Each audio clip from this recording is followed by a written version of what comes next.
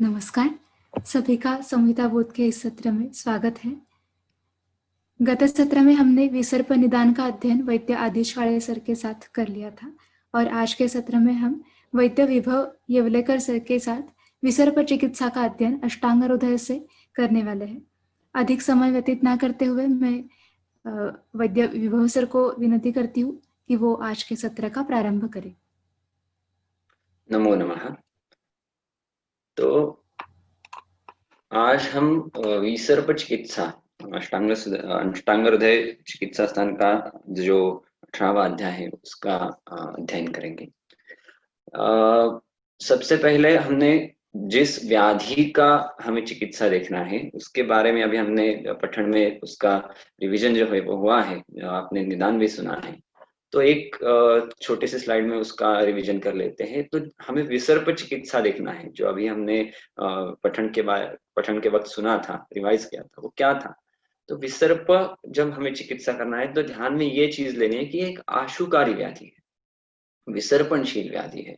इसकी चिकित्सा करने में हमें बहुत वक्त हमारे पास है ऐसी अवस्था नहीं रहती।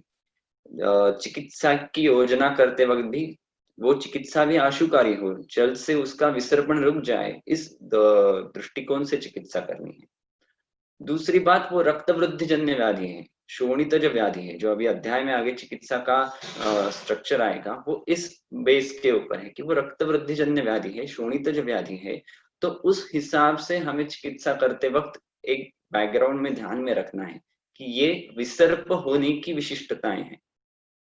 जो अभी हमने देखा कि देहे शीघ्रम विसर्पन्ति ते अंत अंत स्थिता वही, तो वो शीघ्र विसर्पण होने वाला है। आपके सामने जो चित्र है इस केस के बारे में जैसे हम चिकित्सा अध्याय पढ़ेंगे तो उस वक्त इस केस के बारे में अभी फिलहाल जो विसर्प की चिकित्सा हुई थी उसके बारे में ग्रंथों में दिए हुए सूत्र का कैसा एप्लीकेशन हुआ है और किस तरह से जो फलश्रुतियां दी गई हैं, अवस्थाएं दी गई हैं, उसका हम इस्तेमाल प्रत्यक्ष चिकित्सा में कर सकते हैं।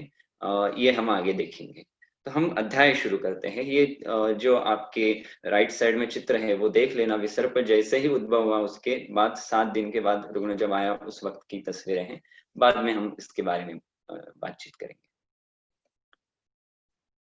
तो विसर्प चिकित्सा का पहला सूत्र है आदौ एव विसर्पेषु हितम लंघन रुक्षणम रक्तावसेको वमनम विरेक स्नेहनम नतु।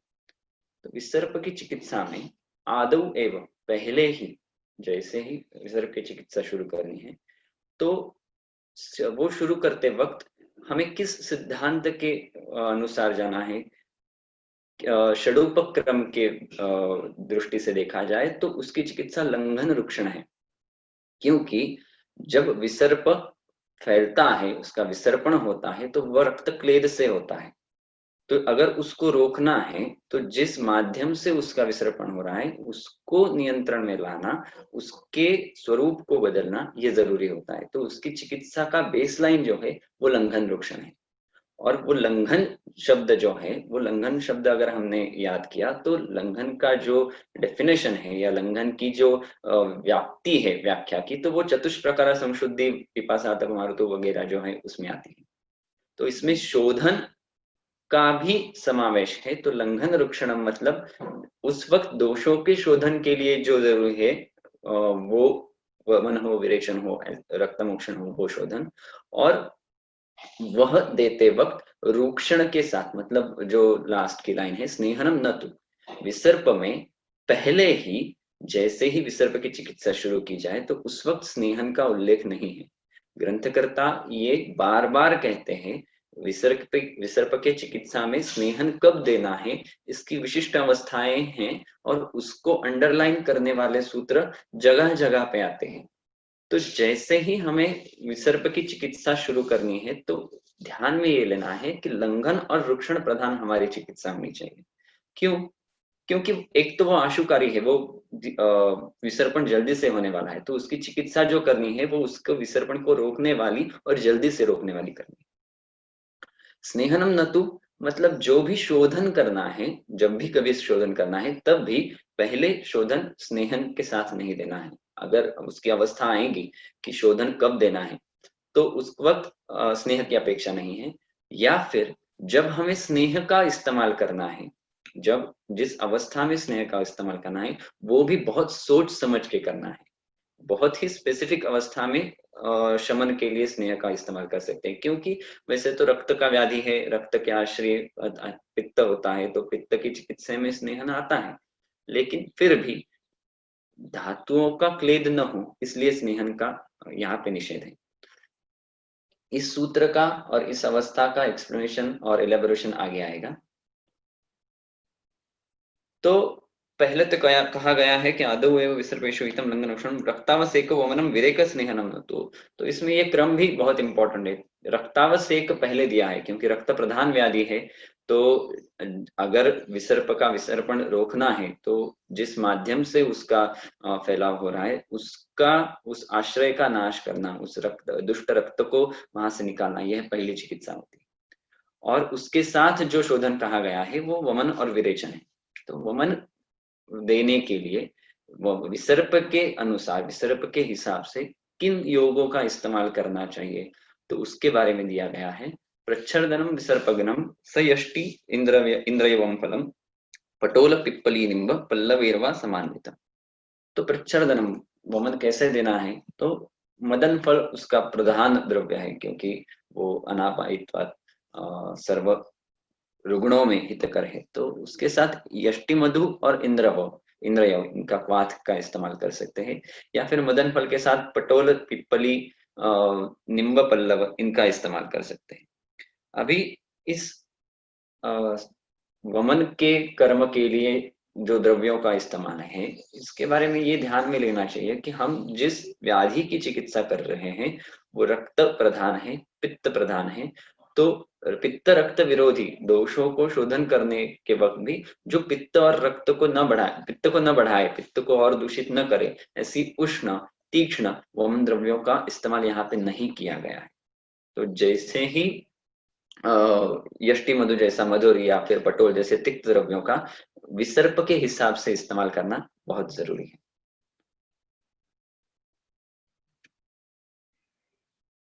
अगर विरेचन देना है तो रसेन युक्ता त्रायंत्या द्राक्षाया स्त्रैफलेन वा विरेचनम त्रिवृच्चूर्णम पयसा सर्पिषा अथवा योज्यम।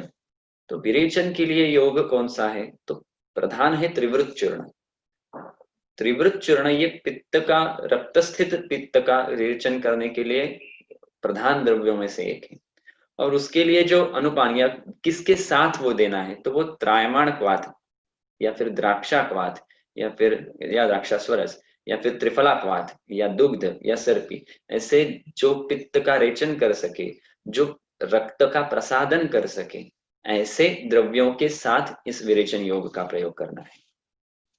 तो ये जो योजना है कि अगर वमन देना है तो किस द्रव्यों के साथ देना है, विरेचन देना है तो किस द्रव्यों से देना है, ये व्याधि के हिसाब से बहुत जरूरी है।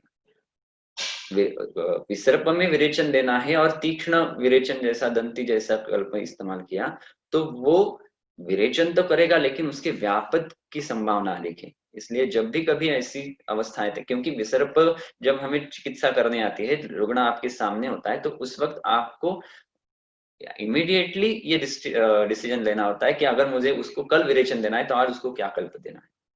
तो इसलिए ये बेस लाइन जो होती है कि ये पित्त प्रधान व्याधि है, रक्त प्रधान व्याधि है, तो उसको हिसाब से योगों की कल्पना हमें करनी है। तो इसलिए विरेचन योगों के लिए इन योगों का हम त्रिवृत चूर्ण के साथ इस्तेमाल कर सकते हैं। इसकी जो आखिरी लाइन है, कोष्ठगते दोषे विशेषण विशोधनम, ये बहुत इंपॉर्टेंट है। अभी ये जो सूत्र है ये सूचित यह करता है कि दोष का मतलब शोधन कब देना है। देखिए, जैसे ही किसी ग्रंथ में चिकित्साओं का वर्णन शुरू हो जाता है तो वो कैसे दिया गया होता है, अवस्थानुरूप होता है। अगर यह अवस्था है तो हमें इस तरह की चिकित्सा करनी है, इस तरह का शोधन करना है, इन कल्पों का इस्तेमाल करना है, कल्पों की इन कल्पनाओं का इस्तेमाल करना है। तो हमारे सामने जब रुग्ण आता है तो वो किसी एक अवस्था में आता है। सबसे पहले तो उस अवस्था को जान के अभी इस अवस्था के अनुकूल क्या चिकित्सा है, उसके हिसाब से चिकित्सा हमें देनी चाहिए।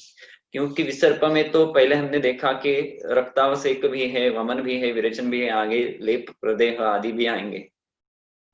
तो जैसे ही मेरे सामने रुग्ण आ गया तो मुझे क्या करना है, पहले ही लेप लगा देना है, पहले ही उसको विरेचन दे देना है, उसको स्नेहपान दे देना है, यह समझने के लिए उसकी अवस्था को जानना जरूरी है। तो यह सूत्र जो है कोष्ठगते दोषे विशेषणों विशोधनम, इसको थोड़ी हम डिटेल से देखेंगे। तो ये तो हमें मालूम है, इस सिद्धांत को हम पहचानते हैं, ये थोड़ा सूत्र स्थान का सूत्र है जो मैंने यहाँ लिखा है। तो शोधन की अवस्थाएं कब आती है, तो जब दोष कोष्ठ में होते हैं तभी शोधन देने की निर्देश है।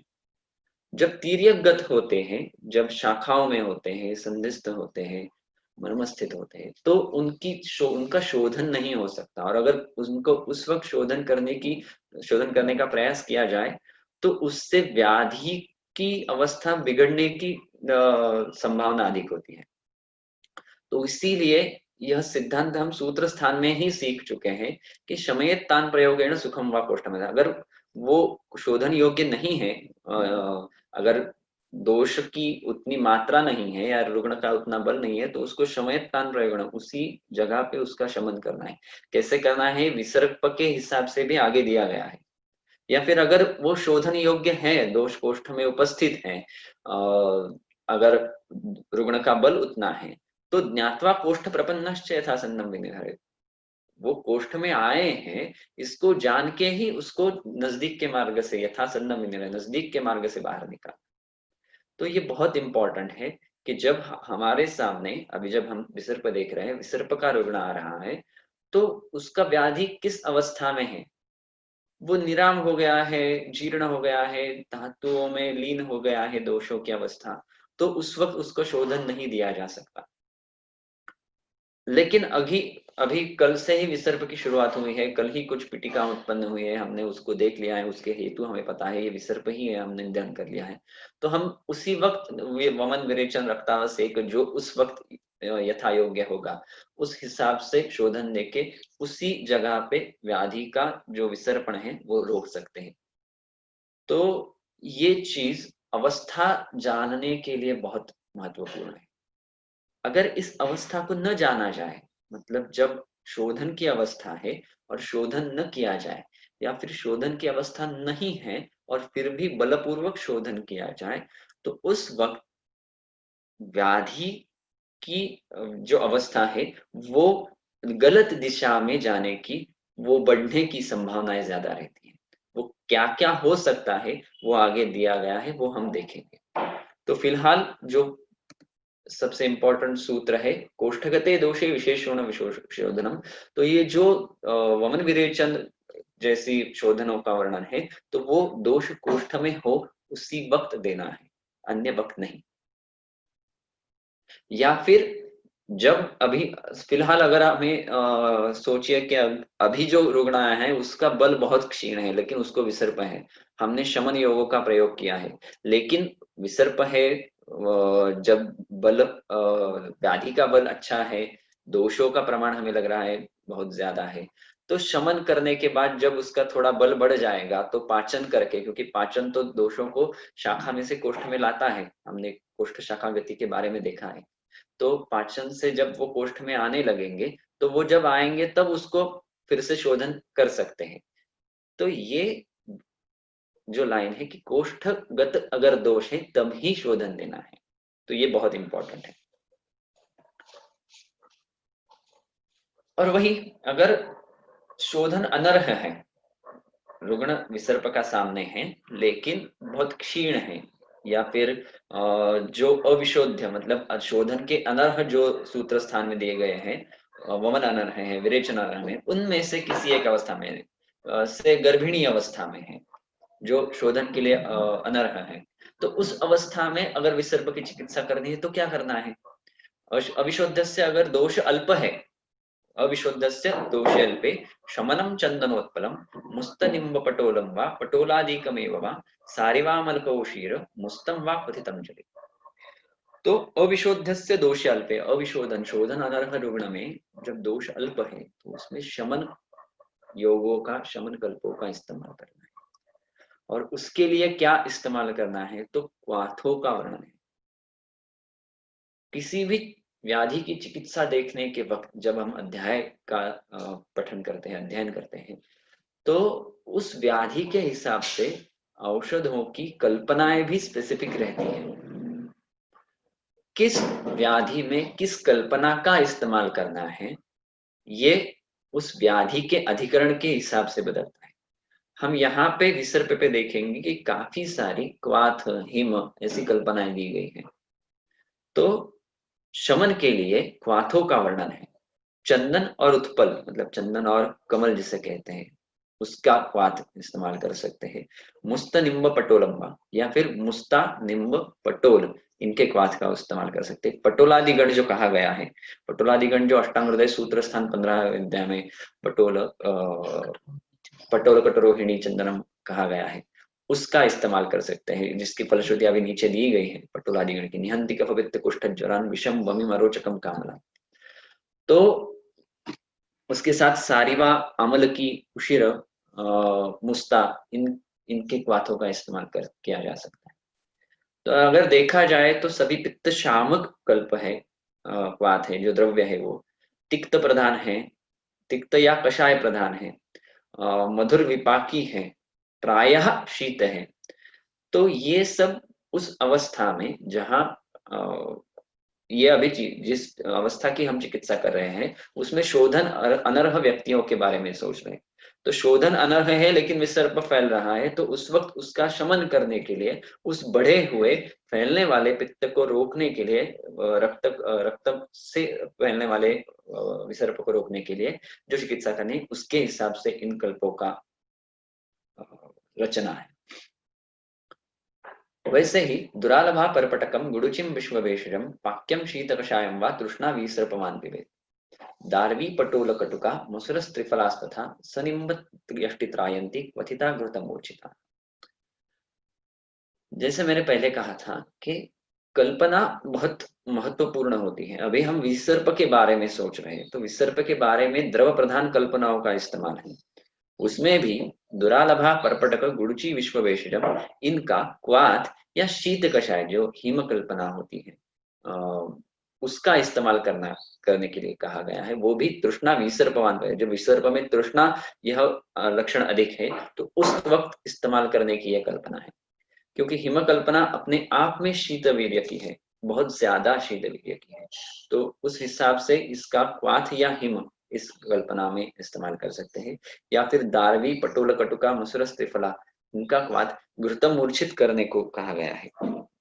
अभी यह जो घृत मूर्छित मतलब घृत के साथ देने के लिए कहा गया है, यह इस क्वाथ के विशिष्ट योग के लिए कहा गया है। पहले भी हमने देखा था कि विसर्प में स्नेहन नहीं करना है, लेकिन कुछ योगों के संयोग के वक्त ही उनकी जो रचना होती है वो ग्रंथकर्ताओं ने निश्चित की गई होती है। तो उस बारे में दारवी पटोल कटुका आदि जो क्वाथ है वह घृत निर्चित करके देने के लिए कहा गया है।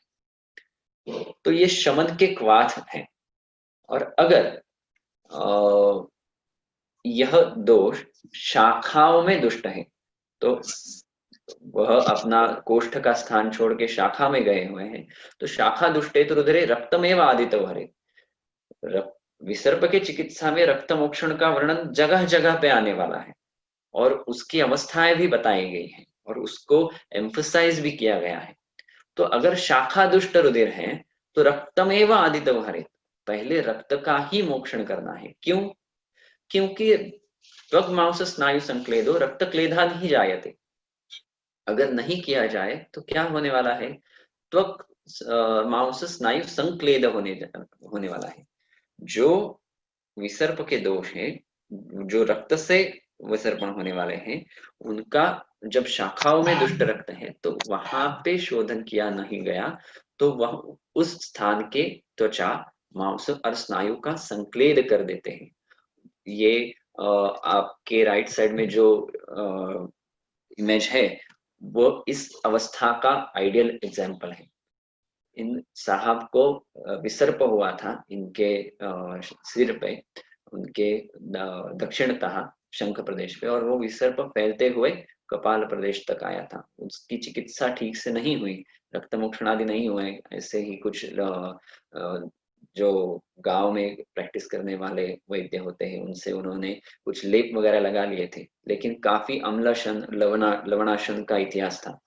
और उसके बाद जब इन्होंने ये चिकित्सा ऐसे ही छोड़ दी, कुछ एलोपैथिक दवाइयां ले ली, तो उसके बाद वो विसर्प का जो पिटिकाएं थे वो तो बैठ गई, लेकिन दाह कम नहीं हुआ, शिरशूल कम नहीं हुआ। और उसके बाद उनके वाम अक्षी में पाक्ष होना शुरू हो गया। वैसे तो उनका पहले उस अक्षी का ऑपरेशन हो चुका था, शस्त्रकर्म हो चुका था कैटरैक्ट के बारे में। तो पहले से ही वहां स्थान वैगुण्य था ही, और उसके साथ जब ये विसर्प के दोष शाखा श्रित होके वहां पे पहुंच गए, तो क्लेद होना शुरू हो गया। और वो क्लेद इस त्वग मांस स्नायु संक्लेद के तरफ गया। तो इसीलिए रक्तमेव आदितो हरेत कहा गया है। वैसे भी जब हमने रक्तमोक्षण अर्ह जो देखे थे, उसमें विसर्प यह पहला व्याधि देखा था। रक्तमोक्षण यह विसर्प के सॉरी रक्तमोक्ष विसर्प ये रक्तमोक्षण अर्ह व्याधि में पहला आने वाला व्याधि है। अभी जब हम आगे जाएंगे तो निरामे श्लेष्मणि क्षीणे वात पित्तोत्तरे हितम घृतम तिक्तम महातिक्तम श्रुतम व त्रायमणम। अब ये अवस्था विशेष घृतपान का वर्णन किया गया है। विसर्प के चिकित्सा में पहले ही हमने देखा है कि स्नेहन करना निषिद्ध है। तो जब स्नेहन निषिद्ध है, उस अवस्था में भी कुछ अवस्थाएं चिकित्साएं में ऐसी आती है जो जिनके लिए घृतपान जरूरी होता है। तो ऐसी कौन सी अवस्था है? तो निराम अवस्था, व्याधि जब निराम अवस्था में हो, श्लेष्मणि क्षीणे, जब श्लेष्मा का क्षय हो गया हो, कफ कम हो गया हो और वात पित्ताधिक्य हो, तो उस वक्त घृत का इस्तेमाल किया जा सकता है। और वो भी कौन से? तो तिक्त, महातिक्त या फिर त्रायमाण सिद्ध घृत, इस इन तीन घृतों का ही इस्तेमाल किया जा सकता है। तो ये अवस्था विशेष दिया गया स्नेहन है। तो पहले जो हमने स्नेहनम न तो हितम कहा गया था, उसके उसके लिए यह बाधा लाने वाली चीज नहीं है। ऐसी चिकित्साएं ग्रंथों में कई बार आती है, जैसे कुष्ठ में बस्ती का वर्णन नहीं किया गया, लेकिन अवस्था विशेष बस्ती का प्रयोग कर सकते हैं, प्रमेय हमें कर सकते हैं। तो जब चिकित्सा करने के वक्त ऐसी अवस्था है, अगर हमने शोधन कर लिया है, रक्तावसेचन कर लिया है, तो ये चीजें श्लेष्म का क्षय करने वाली होती है। व्याधि उत्पन्न होने के बाद काफी देर के बाद अगर रुग्ण आपके पास आने आया है, तो उस वक्त वो निरामावस्था में होता है। व्याधि जीर्ण होने के कारण बढ़े हुए दोषों में श्लेष्मा कम हो जाता है, और उसके बाद जब चिकित्सा करनी होती है तो घृतपान की अवस्था होती है। जैसे हमने ज्वर चिकित्सा में जीर्ण ज्वर के बारे में देखा था, उसी तरह कभी कभी ऐसा होता है कि रुग्ण एलोपैथिक चिकित्सा से जो प्रधान पहले लक्षण है विसर्प के, वो उसके कम हो जाते हैं, लेकिन दोषलीन रह जाते हैं और उसको बहुत दाह रहता है। तो उस वक्त रक्त मोक्षण के बाद यह घृतपान बहुत अच्छी तरह से काम करता है। जैसे पहले पिछले सूत्र में हमने देखा था कि शाखा दुष्टे रुद्रे, तो जब जीर्ण विसर्प का रुग्ण आता है तो उसमें यह बहुत अच्छा काम करता है, घृतपान जो शमन के लिए दिया गया है। तो हम रक्तमोक्षण के पहले भी घृतपान करके तिक्त घृत, महातिक्त घृत या त्रायमाण सिद्ध घृत, इन घृतों का स्नेहपान करके रक्तमोक्षण करवा सकते हैं, सिरागत रक्तमोक्षण करवा सकते हैं। और उसके बाद भी शमन के लिए इस घृत का इस्तेमाल हो सकता है। और करने के बाद दाहादि जो लक्षण है वो काफी, और शूल भी काफी अच्छी तरह से कम हो जाते हैं। लेकिन ये भी बहुत समझ की करने वाली चीज है कि ये अवस्था विशेष ही करना है। अगर सामावस्था है, अगर दोषों का उत्क्लेश है, तो बिल्कुल ही घृतपान करना नहीं है। अगर ऐसी अवस्था में घृतपान किया जाए तो जो संक्लेद हो रहा है, जो विसर्पण हो रहा है, वो बढ़ने की संभावनाएं रहती है।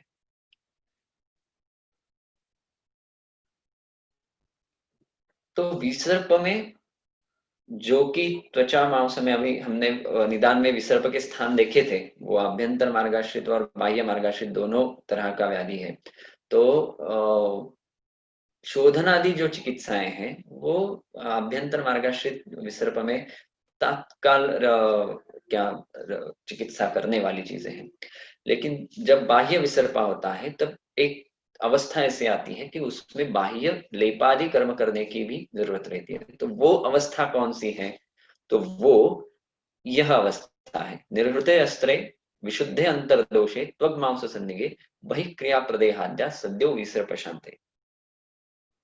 रक्ते निर्वृते अंतर्विशुद्धे मतलब रक्त मोक्षण पश्चात आभ्यंतर दोषों के शोधन पर उपरांत और दोष त्वक मांस संधि स्थित है, उसी वक्त या इसी अवस्था में बहिक्रिया जो बाह्य क्रियाएं हैं, लेपादि कर्म है, उनको करना है। क्यों करना है? तो सद्यो विसर्प शांत है, विसर्प के दाह शूला आदि जो लक्षण है जो हमने निदान स्थान में देखे थे, उनके शांति के लिए करना है। अभी यह जो क्राइटेरिया दिया गया है, यह जो एक अवस्था दी गई है, रक्त मोक्षण के पश्चात करना है, आभ्यंतर दोषों के शोधन के उपरांत करना है, ये बहुत महत्वपूर्ण है।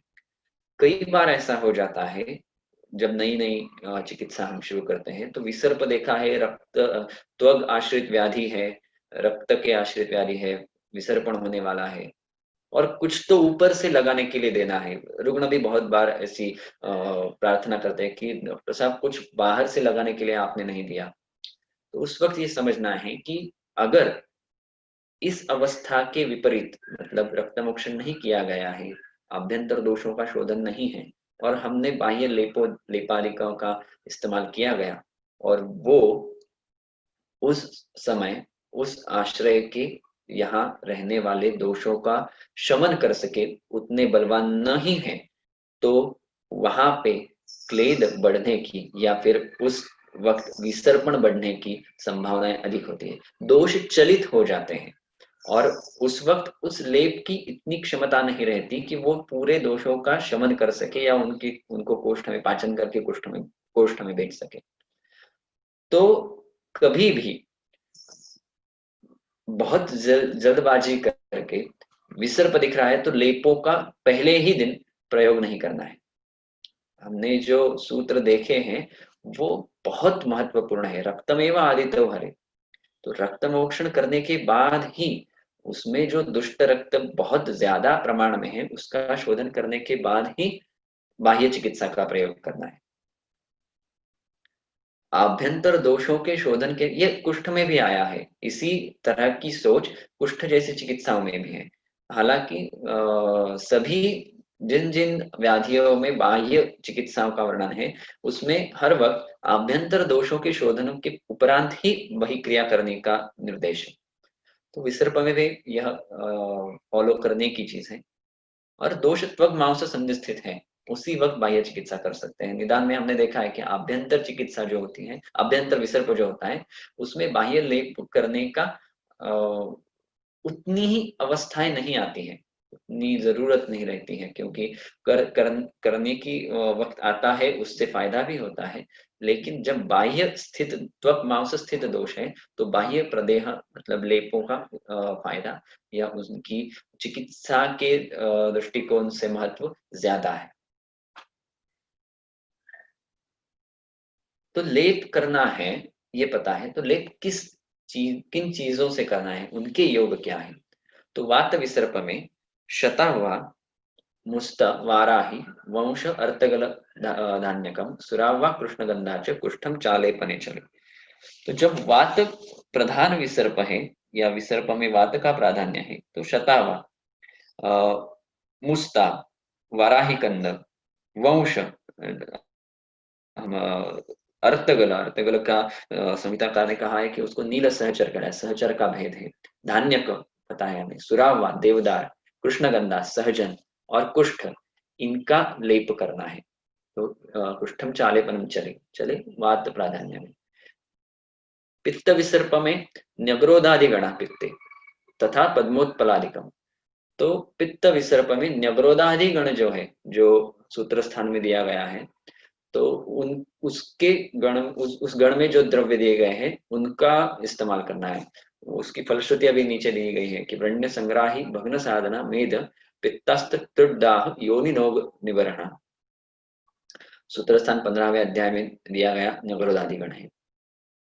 उसके साथ पद्मोत्पलादिकम, पद्मोत्पलादि ये संग्रह में विसर्प चिकित्सा में दिया गया पद्मोत्पलादि गण है। उसमें पद्म, कमल, उत्पल, शैवाल, पंख, दुर्वा, मृणाल, श्रृंगाटक, कशेरुक, ये आदि द्रव्यों का जो आपके सामने दिख रहे हैं उनका वर्णन है।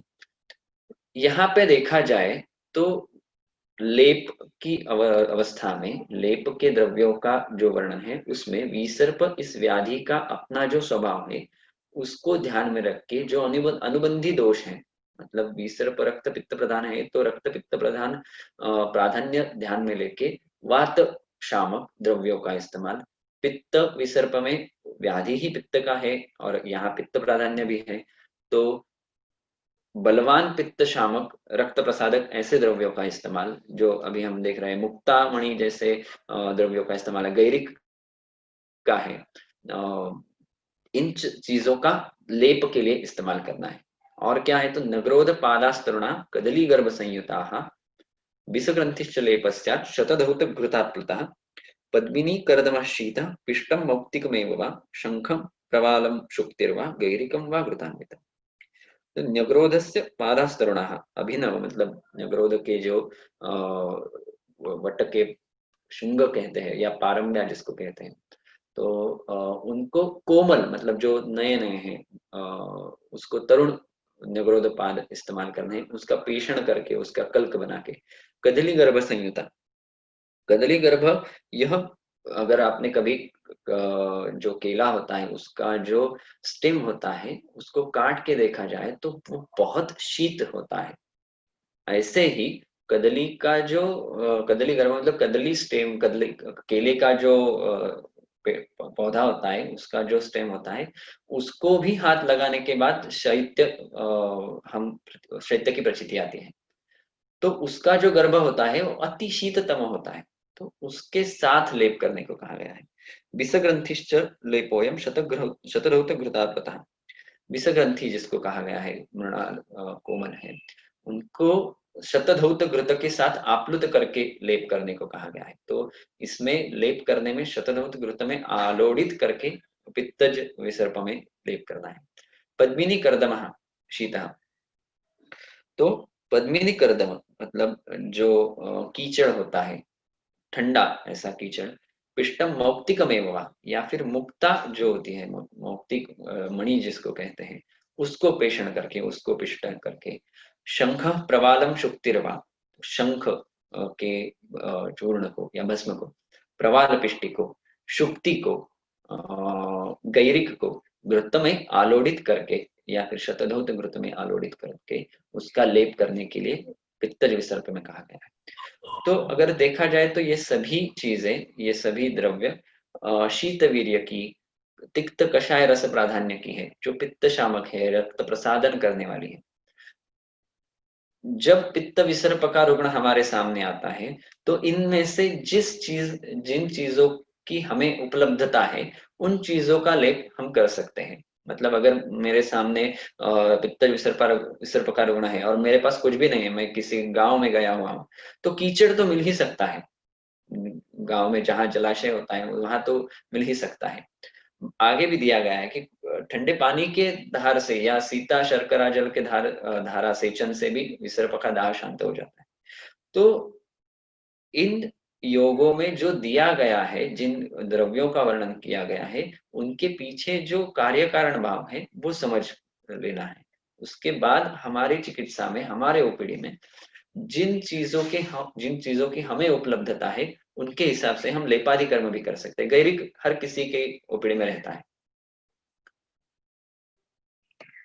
कफ विसर्प में अभी ये देखना है कि ये विसर्प है फिर भी इसमें कफ का प्राधान्य रहा है, कफ अनुबंधी है, तो त्रिफला पद्म कौशीर समंगा करवीरकम नल मूलानि अनंताच लेपा श्लेष्म विसर्प।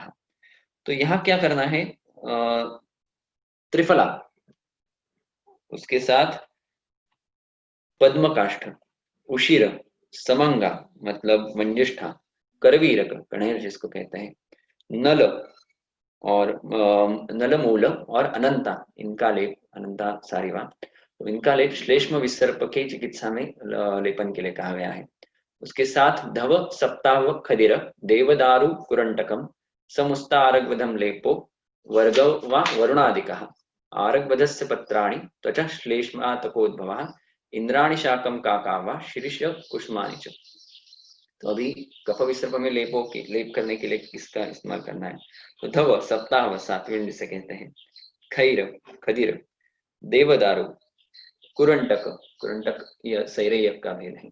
तो उसके साथ समुस्ता आरगवधम लेपो, मुस्ता आरगवध इसका लेप, और वरुणादि वर्ग जो है सूत्र स्थान 15वें अध्याय में दिया गया, तो जिसकी फलश्रुति नीचे दी गई है, वरुणादि कफम मेदो मंदाग्नित्वम यच्छति अधोवातम शिरशीलम गुल्मम चांतस्तविद्रति, उसका इस्तेमाल यहाँ पे करना है। तो क्योंकि हम कफ विसर्प देख रहे हैं, तो कफ को वहां से निकालने वाला, उसको विसर्प में रहने वाले उस कफ का छेदन करके उसको निकालने वाले द्रव्यों का इस्तेमाल करना है, फिर भी वो पित्त और रक्त के विरोधी अविरोधी रहे, इसलिए आरगवधस्य पत्राणि त्वच श्लेष्मातकोद्भवः, आरगवध राजवृक्ष जो है उसके पत्र का पेषण करके, उसका कल्क करके, या श्लेष्मातक के त्वक का, या फिर इंद्राणी शाख का, वृंदावन जैसे कहते हैं,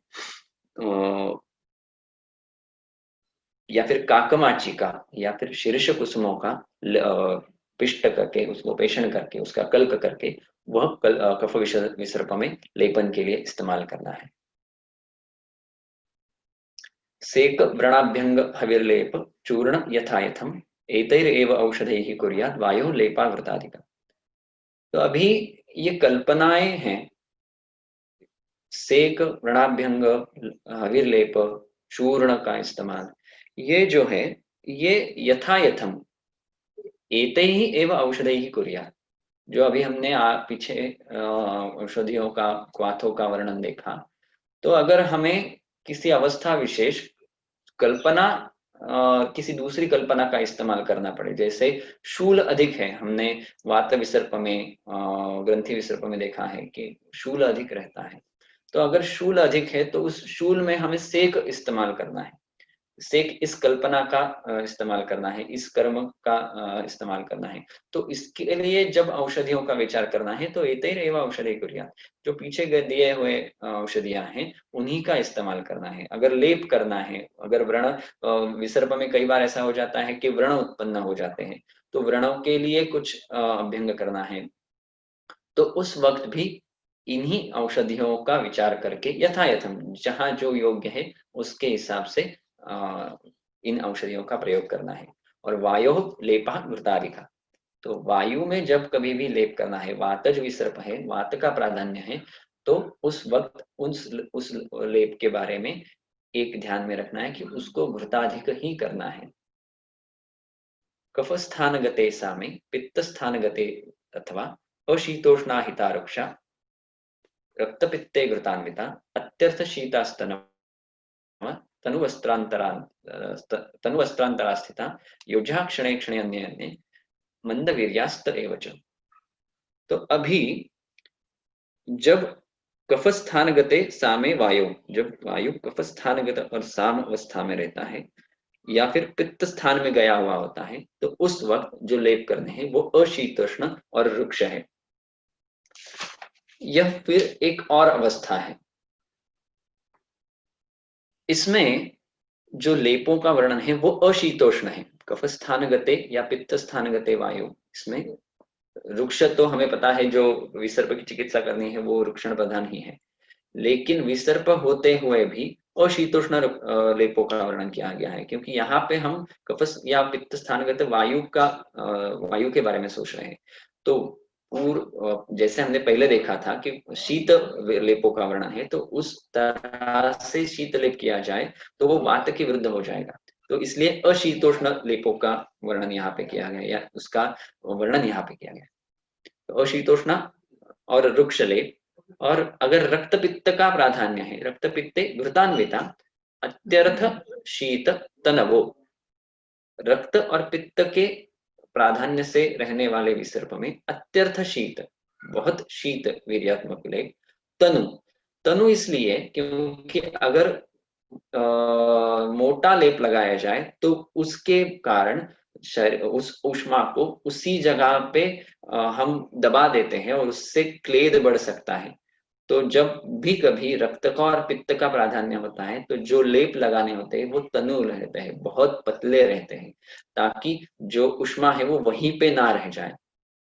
तनु वस्त्रांतरिता, पतले वस्त्र को विसर्प के, व्रण के और विसर्प के ऊपर रख के उसके ऊपर लेप करने की यहाँ पे निर्देश है। तो ये काफी बार करने की जरूरत पड़ती है जब बहुत ज्यादा दाह होता है। इसका एक और फायदा भी होता है, जब हम लेप निकालते हैं, जब लेप हटाना होता है, तब विसर्प के रुग्ण में हम उसको धो नहीं सकते, उसको पोंछ नहीं सकते। तो जब कभी भी पित्त प्राधान्य रक्त प्राधान्य होता है तो सबसे, जैसे हमने निदान में देखा था, उसमें बहुत ज्यादा दाह और स्पर्शासहत्व ये लक्षण होता है। तो उस वक्त लेप लगाना या निकालना रुग्ण के लिए पीड़ादायक रहता है। तो तनु वस्त्रांतरिता जो लेप दिए गए हैं वो इस अवस्था में इस्तेमाल करने हैं। और योजा क्षणे क्षणे, ये चीज जितनी दिखती है उतनी ऑर्डिनरी नहीं है। जब रक्त पित्त के प्राधान्य से विसर्प है तो समझ लीजिए कि दूष्य और व्याधि एक दूसरे को पूरक हैं, दूष्य दोष और व्याधि एक दूसरे को पूरक हैं।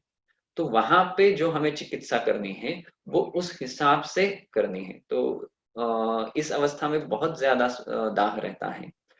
तो योजा क्षणे क्षणे लेप जो इस्तेमाल करने हैं, वो पहला लेप लगाया वो सूख गया, उसके बाद फिर से लगाया, और अन्य अन्य मतलब एक लेप लगाया वो निकाल लिया, फिर अलग नया लेप लगाया, उसी लेप को पानी मिला के फिर से लगाया, ऐसा नहीं करना है।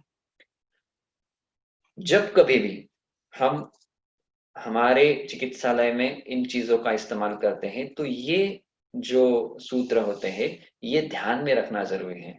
रुग्ण आपके पास आया है, आपने विसर्प के हिसाब से उसको निदान किया है, उसकी चिकित्सा शुरू की है, लेप की अवस्था आ गई है, तो उसकी चिकित्सा ऐसी नहीं हो सकती कि ये लीजिए ये लेप है, आप पानी में मिला के एक बार लगा लीजिए, आपका काम हो जाएगा। ऐसा नहीं है। या इधर आपको करना है या आपके जो विद्यार्थी है असिस्टेंट है उनको बताना है कि यह लेप लगाना है, उसको जब वो सूख जाएगा उसको निकालना है, फिर से लगाना है, फिर से निकालना है। कब तक? जब तक उन लक्षणों के बारे में हमें उपशयात्मक चेंजेस नहीं दिखते तब तक। एक ही बार लेप लगा दिया, दाह कम नहीं हुआ, पेशेंट आपको कहेगा अरे हमने तो लेप लगा दिया था, कुछ फायदा नहीं हुआ। तो फिर हमें भी शंका आ जाती है कि अरे हमने तो लेप दिया था, रुग्ण का दाह कम नहीं हुआ। तो ये ध्यान में लेने की चीज है कि अगर रक्त पित्त का आधिक्य है तो उसे क्षणे क्षणे लेप लगाना ही होगा।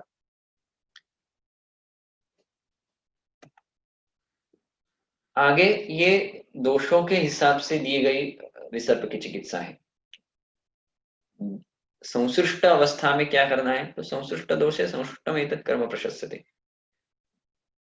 तो यहाँ पे जिन दो दोषों का संसर्ग हुआ है उनके हिसाब से वैद्य ने योजना करनी है। फिर भी विसर्प के जो द्विदोष प्रकार है उनमें अग्नि विसर्प और ग्रंथि विसर्प के हिसाब से ग्रंथ में जो उस अवस्था के, उस व्याधि के विशिष्ट, उस संसर्ग के विशिष्ट जो चिकित्साएं दी गई है उनका वर्णन किया है। पहला आता है अग्नि विसर्प। हमने निदान स्थान में इसकी वैशिष्ट्यताएं, उसके लक्षण देखे थे। तो अग्नि विसर्प जो अग्निवत दाह उत्पन्न करता है, बहुत शीघ्रकारी है। तो उसमें चिकित्सा करते वक्त शतधौत घृतेन अग्निम प्रदीयात् केवलेन वा सेचेत् घृतमण्डेन शीतेन मधुकाम्बुना सीताम्बसा अम्बोदजलैः क्षीरेण इक्षुरसेन वा पानलेपनसेकेषु महातिक्तं परमहितम्। तो अग्नि विसर्प की अवस्था में शतधौत घृतेन अग्निम प्रदीयात्, शतधौत घृत से लेप करना है। शतधौत घृत हमें पता है, गोघृत जो 100 बार पानी से धोया गया है उसको शतधौत घृत कहते हैं। अत्यर्थ शीत रहता है स्पर्श में और वीर्य में भी। दाह शमन के लिए सबसे अच्छी चीजों में से एक है, उसका लेप करना है, या फिर केवलेन वा घृतमंडेन सेचयेत्, घृतमंड से सेचन करना है, या फिर शीतेन मधुकामना, शीत यष्टि मधु जल से सेचन करना है, और शर्करा जल से सेचन करना है, या मुस्ता सिद्ध जल से सेचन करना है, दुग्ध से सेचन करना है, या अक्षुरस से सेचन करना है। तो अभी यहाँ पे देखिए लेप दिया गया है, सेचन दिया गया है, और आखिर के सूत्र में पान लेपन सेकेशु महातिक्तम परमितम, तो लेप और सेचन में महातिक्त घृत का भी हम अंतर्भाव कर सकते हैं, और पान के लिए भी। तो यहाँ पे सोचने की बात यह है कि हम अग्नि विसर्प के बारे में सोच रहे हैं। यहाँ पे पित्त और वात का आधिक्य स्वभावतः है, तो उस हिसाब से इसीलिए यहाँ पे पान लेपन सेकेशु महातिक्त घृतम आया है। जो हमने पहले सूत्र देखा था कि वात पित्तोत्तरे अगर है अवस्था, अगर वात पित्त के आधिक्य से है तो वहां पे घृतपान कर सकते हैं, वहां पे घृत का प्रयोग कर सकते हैं। इसीलिए अग्नि विसर्प में जो लेप के लिए घृतों का इस्तेमाल है, घृतमंड का है या फिर महातिक्त घृत का इस्तेमाल किया गया है। सेचन के लिए घृतमंड, यष्टि सिद्ध जल, यष्टि का क्वाथ, शर्करा जल जैसे चीजों का इस्तेमाल कर सकते हैं। तो यहाँ पे सेचन नाम की जो चिकित्साएं हैं वो जब वात का प्राधान्य होता है तब काफी अच्छी तरह से फायदेमंद रहती है। इसीलिए अग्नि विसर्प में जो पित्तर शामक रक्त प्रसादक कल्प है, घृतमंड, यष्टि, मधु, सिद्ध जल, उनका सेचन करने को कहा है। महातिक्त घृत एक्चुअली तो ग्रंथ में ये आगे के अध्याय में कुष्ठ चिकित्सा में वर्णित है, तो ये अनागतावेक्षण रहा, तो उसका यहाँ पे वर्णन किया गया है। अगर महातिक्त आगे तिक्त घृत का भी वर्णन है, हमने पीछे भी देखा। तो ये जो दोनों घृत है इसमें प्रधान द्रव्य जो है, जो घृत सिद्धि के लिए इस्तेमाल किया गया है, वो आमल की स्वरस है। और आमल की स्वरस होने के कारण वो पित्त का शमन करते वक्त उसके शोधन के भी सामर्थ्य रखता है। तो इसीलिए महातिक्त घृत स्पेसिफिकली जहां कहीं भी रक्त और पित्त का अनुबंध होता है वहां पे इस्तेमाल करने के लिए ग्रंथ में हर जगह जगह पे कई सारी व्याधियों पे दिया गया है। तो अग्नि विसर्प की अगर अवस्था है और हमें शमनार्थ घृत देना है तो महातिक्त या तिक्त घृत choice of drug of choice रहेगा। ग्रंथि विसर्प में अभी निदान स्थान में जो ग्रंथि विसर्प की व्याख्या दी गई है या फिर संप्राप्ति दी गई है, वहां हमने देखा था कि वहां पे वायु कफ से आवृत्त रहता है। तो फिर ग्रंथि विसर्प में कफ और वात का प्राधान्य रहता है। लेकिन कफवात की चिकित्सा हम डायरेक्टली नहीं कर सकते क्योंकि व्याधि पित्त और रक्त प्राधान है। तो ग्रंथाख्य रक्त पित्तघ्नम कृत्वा सम्यक यथोदितम कफानिलग्नम कर्मेष्टम पिंड स्वेदोपनाहनम। तो ये बात ध्यान में रखनी है कि अगर ग्रंथि विसर्प में ग्रंथि दिख रही है तो उस ग्रंथि की चिकित्सा करने से पहले जो व्याधि विशिष्ट चिकित्सा है रक्त पित्तघ्नम उसको करना जरूरी है। वो कैसी करनी है हमने पहले देखा। ये सब जो संश्लिष्ट दोषों की चिकित्साएं हैं उससे पहले भी जो सामान्य विसर्प की चिकित्साएं थी जिसमें हमने देखा था कि अगर दोष कोष्ठ में है तो उनका शोधन करना है, शाखा में है तो रक्त मोक्षण करना है, उसके बाद जो कुछ भी चिकित्सा लेपादि दी गई है उसके हिसाब से।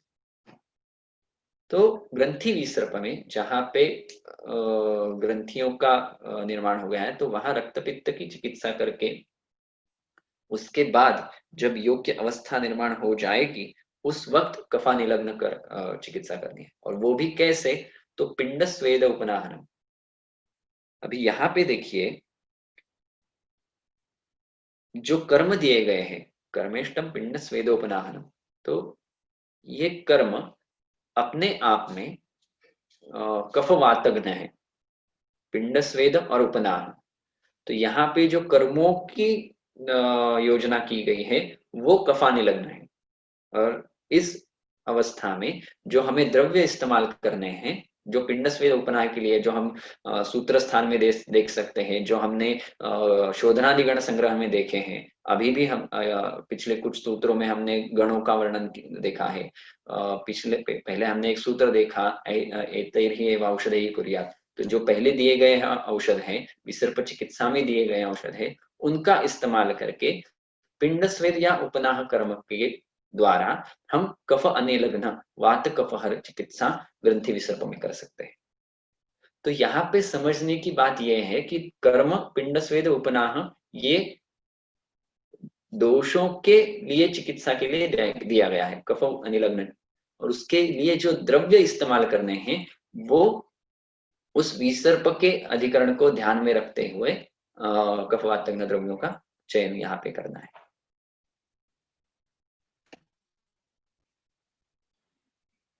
निदान में हमने देखा था कि अग्नि विसर्प और ग्रंथि विसर्प में शूल यह लक्षण रहता है। तो अग्नि विसर्प में हमने देखा है कि सेक का वर्णन है जो शूल शमन करेगा। तो ग्रंथि विसर्प में अगर शूल है, वो आवृत्त वायु के कारण अगर शूल हो रहा है, तो क्या करना है? तो वहां भी सेक करना है, सेचन करना है। और सेचन किस चीज से, किस कल्पना से करना है? तो वहां पे सेचन करना है तैलेन उष्णेन सेचयेत् दशमूल विपक्वेन तद्वन्मूत्र जलेन वा। इसकी टीका में जो अरुणदत्त साहब कहते हैं वो ऐसा है कि दशमूल विपक्वेन तैलेन उष्णेन तैलेन सेचयेत्, तो दशमूल से सिद्ध ऐसे उष्ण तेल से वहां पे सेचन करना है। या फिर मूत्र दशमूल विपक्वैः इति, दशमूल सिद्ध गोमूत्र से हमें सेचन करना है, या फिर दशमूल के सिद्ध क्वाथ से सेचन करना है। अभी यहाँ पे सेक यह कर्म वैशिष्ट है जो शूल शमन करने के लिए है, और द्रव्य हम उस व्याधि और उस रुग्ण के हिसाब से इस्तेमाल कर सकते हैं। कफाधिक्य है तो हम गोमूत्र के सिद्ध गोमूत्र दशमूल सिद्ध क्वाथ से सेचन कर सकते हैं। वाताधिक्य है तो हम उससे सिद्ध तैल से कर सकते हैं। तो ये अवस्थानुरूप वैद्य को लेने का निर्णय है कि यहाँ पे सेचन करना है, ये निश्चित है। शूल है तो किस चीज से सेचन करना है, इसके लिए ये ऑप्शन है। उसके साथ क्या करना है? सुखोष्णया प्रदीयाद्वा पिष्ट्या कृष्णगंधया नक्तमाल त्वचा शुष्क मूलकैः कलिनाथवा। यहाँ पे फिर से सोचने की बात है कि हम ग्रंथि विसर्प के बारे में देख रहे हैं। तो यहाँ कफवात प्राधान्य है, तो कफवात प्राधान्य रहने के कारण हमें जो लेप करना है, तो देह करना है, वो सुखोष्ण है। शीत लेप का यहाँ पे वर्णन नहीं है। पहले भी हमने देखा था कि रक्त पित्त का प्राधान्य है तो अत्यर्थ शीत करने का वहां पे निर्देश है। तो ये चीज यहाँ पे ध्यान में लेने के लिए है कि जब कभी भी हमें किसी व्याधि की चिकित्सा निश्चित करनी होती है, तो अवस्था के अनुसार यह चीजें हमें चेंज करनी पड़ती है। अगर ग्रंथि विसर्प है, ग्रंथि की अवस्था है, तो कफ और वात का प्राधान्य ध्यान में लेकर सुखोष्ण प्रदेह का इस्तेमाल करना है। और जो द्रव्य उसमें इस्तेमाल करने हैं वो है कृष्णगंधया नक्तमाल त्वचा शुष्क मूलक या कली, मतलब सहजन, करंज की त्वचा, शुष्क मूलक या फिर बिभित, ये सभी कफघ्न और वात अविरोधी द्रव्य हैं, जो ग्रंथि विसर्प में तो अपेक्षित क्या है? ग्रंथ विसर्प की चिकित्सा में जो वहां पे ग्रथन हुए दोष है वो वहां से भेदन होके, पाटन होके निकल जाए, या फिर विलयित होके हम उसे कोष्ठ में लाकर वहां से शोधन कर सके।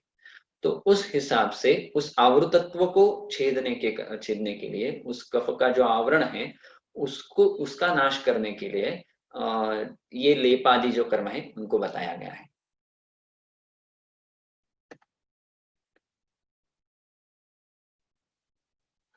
उसी तरह दंती चित्रक मूल त्वक सौदाहरक पयसी गुड़ा भल्लातकास्थिकासीसम लेपो भिन्याच्चिलामपि बहिर्मार्गाश्रितं ग्रंथिं किं पुनः कफ संभवम दीर्घकाल स्थितं ग्रंथिम एभिर्भिन्याच्च भेषजैः। अभी ये जो उदाहरण दिया गया है, दंती आदि जो लेप है, वो भिन्नात शीलामपि, तो शिला को भी मतलब पत्थर का भी भेदन कर सकता है।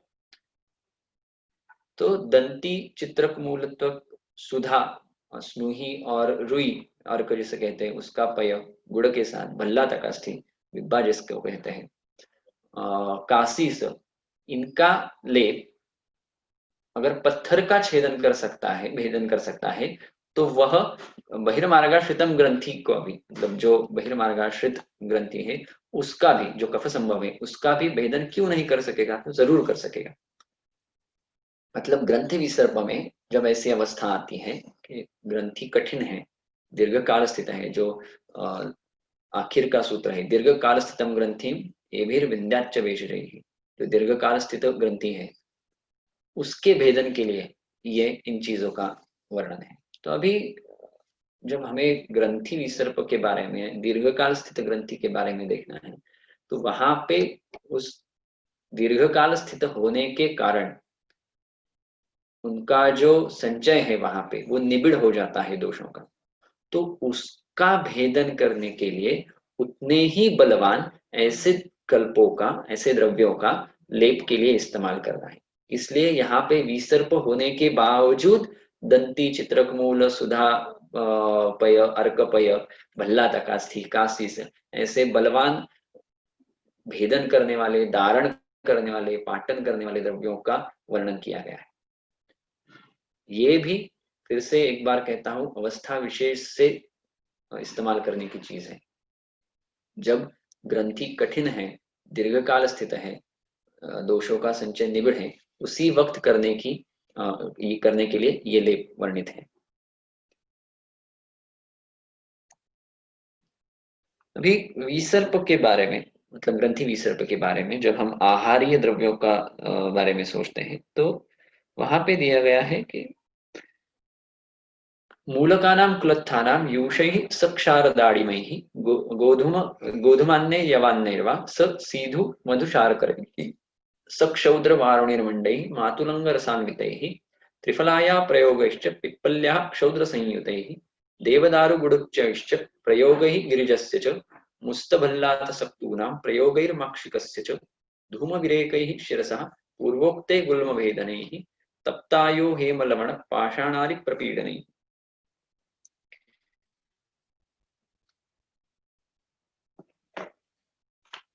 तो ग्रंथि विसर्प में जिस आहार की योजना करनी है, वो भी उस दोष संचय का भेदन करने वाले आहारों की योजना है। मूलक कुलत्थ यूष, और उसमें प्रक्षेप के लिए सक्षार दाढ़ी में ही क्षार युक्त मूलक और कुलत्थ का यूष यहाँ पे इस्तेमाल करने के लिए कहा गया है। गोधूम अन्नैर यवान्नैर्वा, गोधूम और यव का अन्न में इस्तेमाल। स सीधु मधुशार करें, सीधु और ये मध्य के भेदों में आता है, सीधु मधुशार्कर, इनसे बने मद्यों का प्रयोग। सक्षौद्र वारुणी मंड, सक्षौद्र वारुणी मंड मातुलंग रसान्वित, मातुलंग रसयुक्त वारुणी मंड, जो वारुणी का मंड मतलब ऊपर का जो क्लियर मध्य का भाग रहता है उसका प्रयोग करना है। ये सभी चीजें जो हमने देखी वो भेदन करने के लिए, उस ग्रंथि का भेदन करने के लिए आहार के माध्यम से इस्तेमाल करनी है। उसके बाद जो दिया गया है वो है त्रिफलाया प्रयोगेश्च पिप्पल्या क्षौद्र संयुति। यहाँ पे जो द्रव्यों का वर्णन है उसके साथ जो प्रयोग शब्द का इस्तेमाल किया गया है वो भी बहुत महत्वपूर्ण है। कौन से चीजों का प्रयोग करना है, प्रकर्षण योजना करनी है, तो त्रिफला, पिप्पली के साथ क्षौद्र, देवदारू और गुड़ची, शिलाजतु, मुस्ता भल्लातक सक्तु या फिर स्वर्णमाक्षी, यही चीजें हम जहाँ पे स्थौल्य की चिकित्सा है, मेद की चिकित्सा है, उसमें देखते हैं। तो काफी समानताएं हैं जो ग्रंथि विसर्प के लिए आहार का वर्णन है और जो स्थौल्य की चिकित्सा के लिए दिया हुआ आहार है। तो यहाँ पे इनका प्रयोग करने का निर्देश है। प्रयोग का मतलब उसकी योजना बार बार करनी है। हम जो औषधियां इस्तेमाल करेंगे, जो द्रव्य इस्तेमाल करेंगे, उसमें त्रिफला का इस्तेमाल पिप्पलिक क्षौद्र का, अनुपान के लिए पिप्पलिक क्षौद्र का इस्तेमाल करना है, या फिर आहार्य द्रव्यों में सिद्धि के लिए इन चीजों का इस्तेमाल करना है।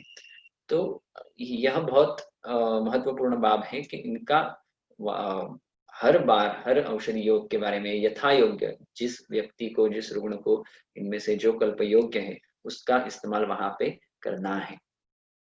उसके साथ धूमपान, शिरोविरेचन जो कफग्न चिकित्साओं में से है, इनके लिए धूमपान और शिरोविरेचन के लिए कौन से द्रव्यों का इस्तेमाल करना है, ये हम जो सामान्य विसर्प की चिकित्सा में दिए हुए द्रव्य है, जो गण दिए हुए हैं, उनके हिसाब से कर सकते हैं। और पूर्वोक्त गुल्म भेदन उपाय जो अष्टांग हृदय के चिकित्सा स्थान 14वें अध्याय में दिया है, गुल्म चिकित्सा में दिए हुए हैं, तो वो जो गुल्म के भेदन के, क्योंकि गुल्म और ग्रंथि विसर्प में ग्रथन होना यह सामान्य है, संप्राप्ति में सामान्य है। तो उस अवस्था के लिए, उस ग्रथित दोषों का विलयन करने के लिए, उनका भेदन करने के लिए जो गुल्म में उपाय दिए गए हैं, उनका यहाँ पे इस्तेमाल करना है। अतीतावेक्षण प्रयुक्ति के माध्यम से ये हम समझ सकते हैं। उसके साथ क्या करना है, तो तप्त अयो हेम लवण पाषाणादि प्रपीडन, जो गर्म किए हुए अय मतलब लोहा है, सुवर्ण है, लवण है मतलब सैंधव है, पाषाण है, उनको गर्म करके, उनको तप्त करके उनसे प्रपीड़न करना है। ये विलयन के लिए है। जो हमने संप्राप्ति देखी थी कि कफ से वायु आवृत्त है, तो उस आवृत तत्व को विलयित करके वहां की संप्राप्ति का, उस दोष दुष्य सम्मूर्छना का भेदन करने के लिए, उसको छुड़वाने के लिए किए गए ये सारे उपाय हैं।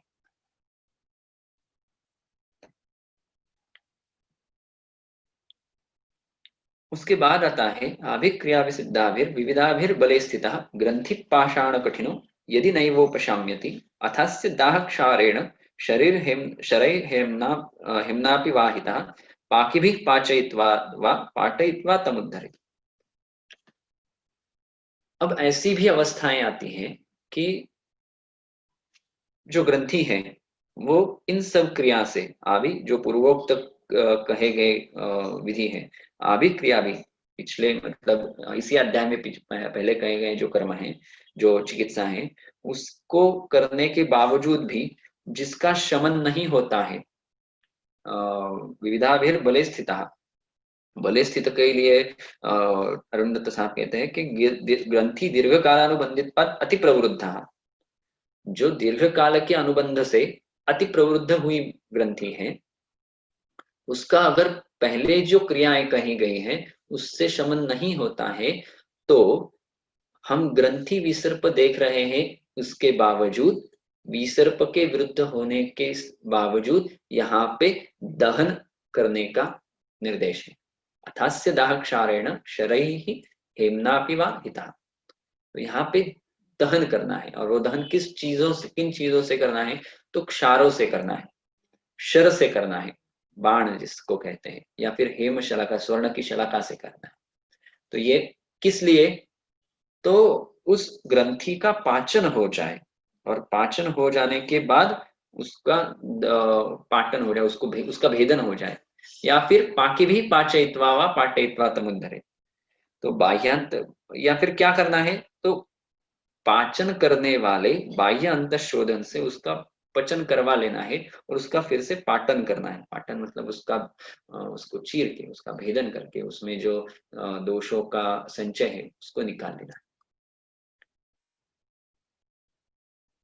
तो ये विसर्प में भी आने वाली अग्निकर्म की अवस्था है। ये दीर्घ काल स्थित और बहुत बलवान ग्रंथि के अवस्था में ही करनी है।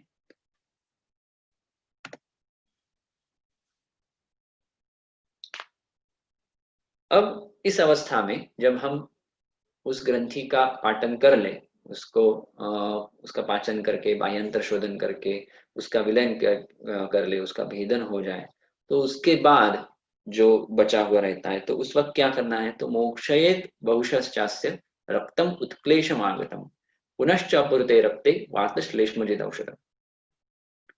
तो अभी यहाँ पे ग्रंथ विसर्प की चिकित्सा के हिसाब से जब उस ग्रंथि का विलय हो जाए, उसका या फिर हम उसको जो अभी पहले देखे गए चीजें हैं, जो चिकित्साएं हैं, उससे भेदन करवा ले, तो उसके बाद वहां का जो दोषों का निबिड़ संचय है, उसको जब हम वहां से हटा दें, तो उसके बाद फिर से वहां जो रक्त उत्क्लेशित होकर आता है, क्योंकि व्याधि तो रक्त पित्त के प्राधान्य से है, तो उस वक्त वहां उत्क्लेशम आगतम, मतलब जो प्रति उन्मुखता प्राप्त रक्त है, जो विकार करने का उसमें सामर्थ्य है, उसको वहां से निकालना है। तो इसलिए वहां फिर से रक्त मोक्षण की अवस्था है।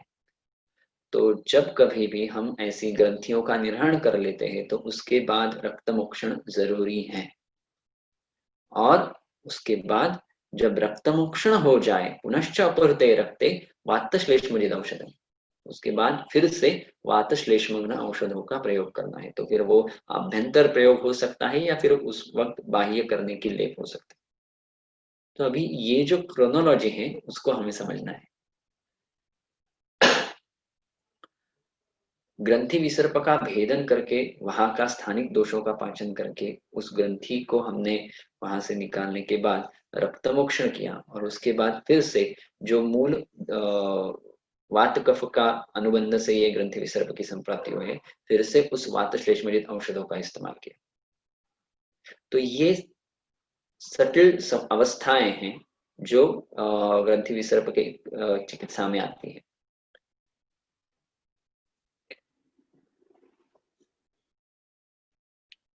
अभी हम विसर्प देख रहे हैं, तो विसर्प में जब पिटिकाओं का उद्भव होता है, हमने निदान स्थान में उसके वर्णन देखे हैं, तो या फिर व्रण के यहाँ भी विसर्प होता है, हमने उसके भेद में देखा है।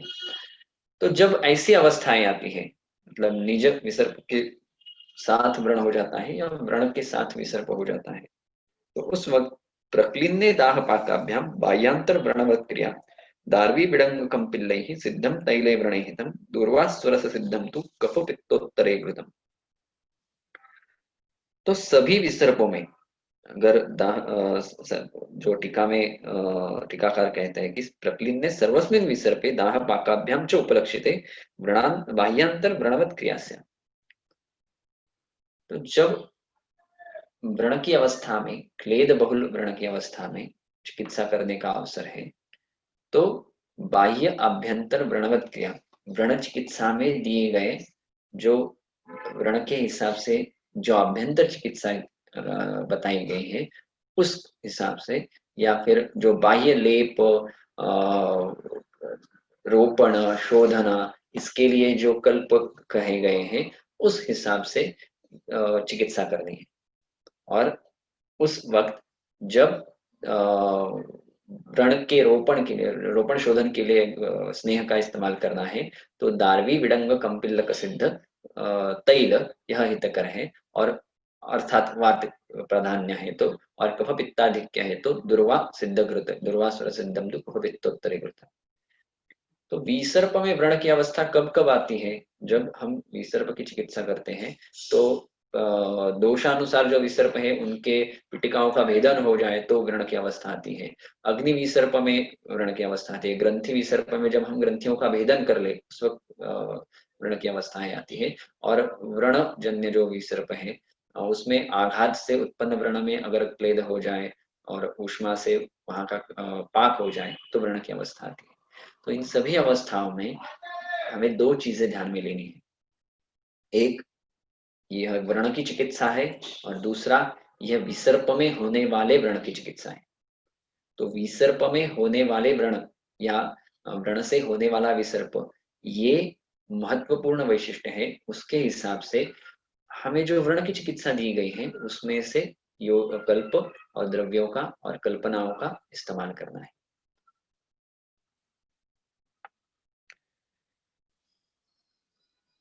अभी ये हम अध्याय के आखिर में आ रहे हैं, तो एकतः ये सबसे जिसको हम इन सब सूत्रों का या फिर इन सब चिकित्साओं का जिसे सारांश कहते हैं, और या फिर इन सभी में जो सबसे महत्वपूर्ण चीज है वह यहाँ कही गई है।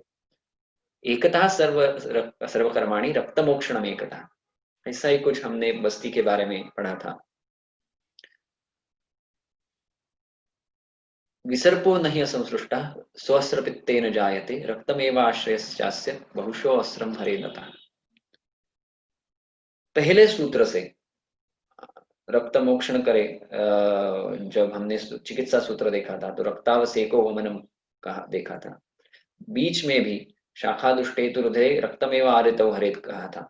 और अभी लास्ट में भी एकता सर्व कर्माणि रक्त मोक्षण एकता, या फिर रक्त में विसर्पो नहीं असंसृष्ट रक्त पित्ते न जायते, ये जो कहा गया है ये इस व्याधि के जो कार्यकारी दोष हैं, दोष दुष्य है, उनके महत्व को अधोरेखित करने के लिए कहा गया है।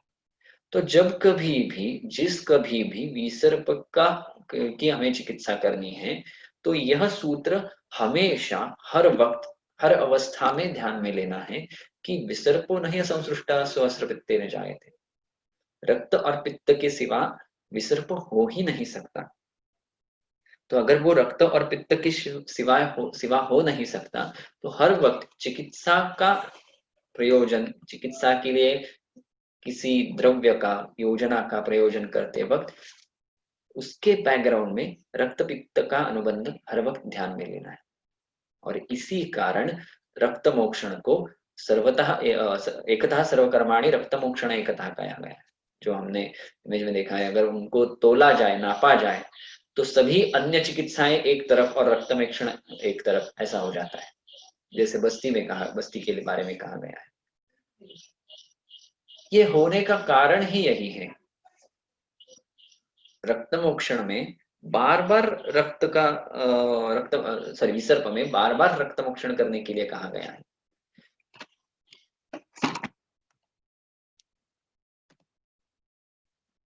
रक्तमेव आश्रयस्य बहुशो अस्त्रम हरेदतः।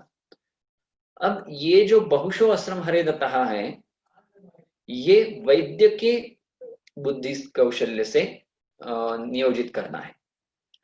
मतलब विसर्प का रुग्ण हमारे सामने है तो अगर उसको उस वक्त वो शोधन योग्य नहीं है, जैसे हमने देखा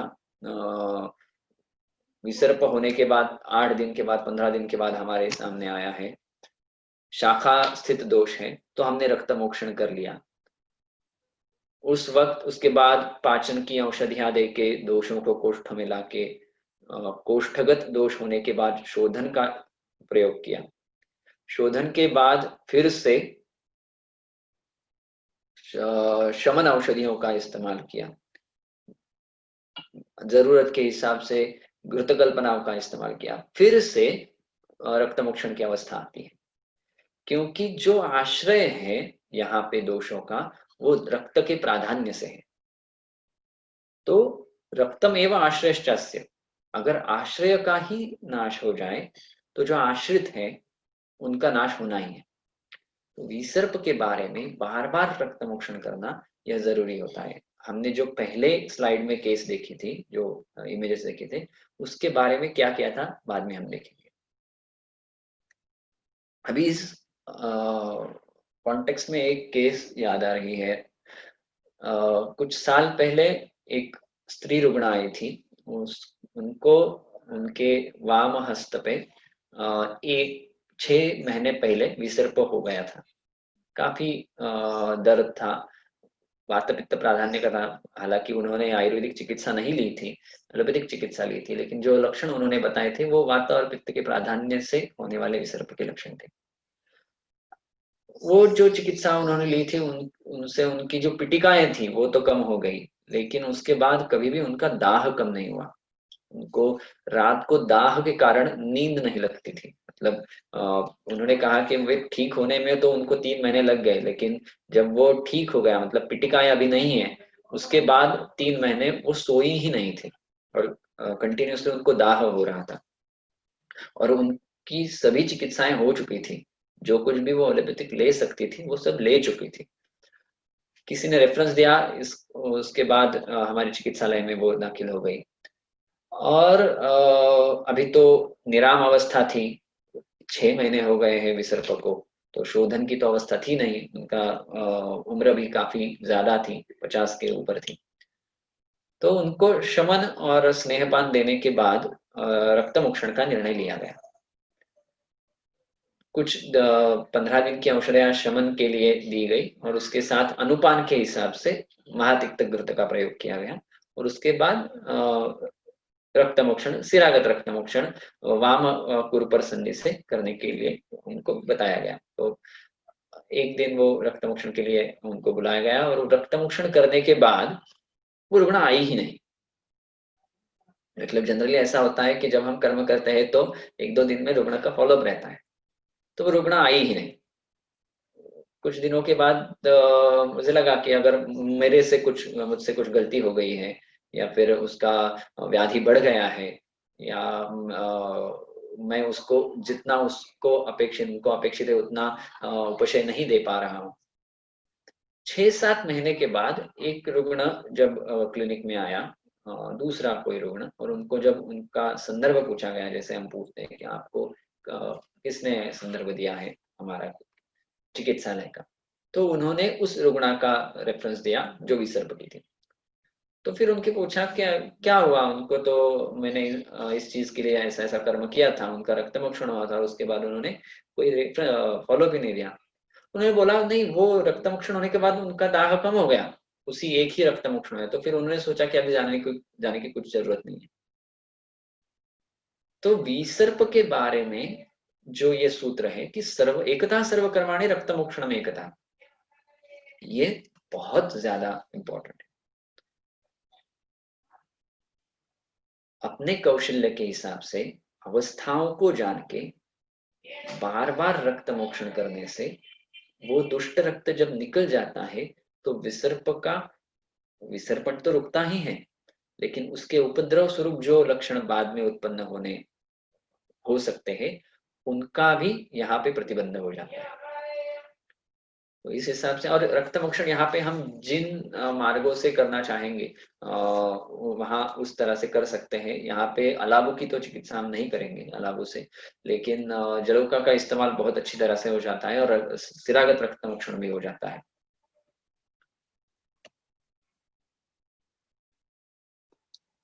अभी ये दूसरा सूत्र जो संहिता इस अध्याय में बार बार मेंशन किया गया है कि विसर्प में घृतपान की अवस्थाएं क्या है। पहले तो कहा गया था कि यह लंघन रुक्षण का व्याधि है, रुक्षण है तो घृतपान नहीं कर सकते, स्नेहपान नहीं कर सकते, स्नेहन नहीं कर सकते। फिर भी अवस्थानुरूप जब कफ क्षीण हो, निराम अवस्था हो व्याधि की और वात पित्त का प्राधान्य हो तो घृतपान का निर्देश किया गया है, और वो भी तिक्त प्रधान घृत का, तिक्त घृत, महातिक्त घृत या त्रायमाण सिद्ध घृत का दिया है। उसी के साथ अध्याय के आखिर में ग्रंथकार फिर से एम्फसाइज करते हैं कि न घृतम बहुदोषाय देयम यन्न विरेचनम। जो विरेचन न करने वाला घृत है उसको बहुदोष अवस्था में नहीं देना है। और ये जो सिद्धांत है ये हालांकि विसर्प व्याधि के अधिकरण में कहा गया है, लेकिन ये अन्य व्याधियों में भी कार्यकारी है।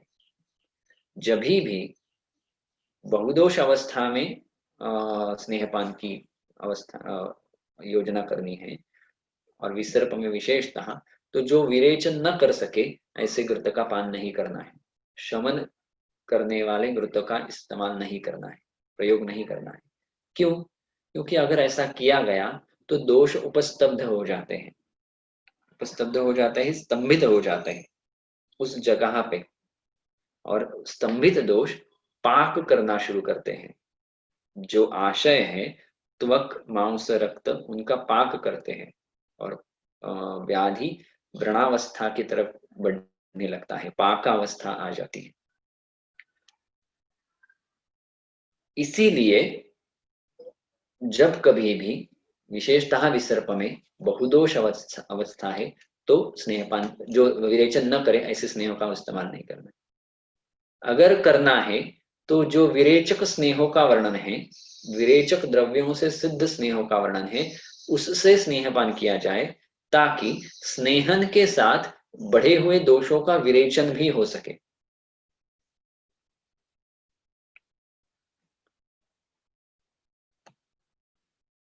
तो अभी तक हमने जो कुछ भी देखा विसर्प चिकित्सा में ग्रंथों में दिए गए अवस्थाओं के बारे में, कल्पों के बारे में, कल्पनाओं के बारे में,